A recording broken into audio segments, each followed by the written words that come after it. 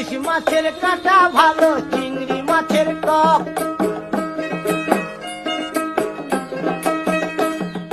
7 টাকাতে কিনবে লোকে, গিলবে গবা গপ, গিলবে গবা গপ, গিলবে গবা গপ।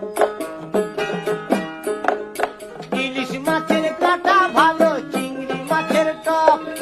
7 টাকাতে কিনবে লোকে, গিলবে গবা গপ, গিলবে গবা গপ, গিলবে গবা গপ।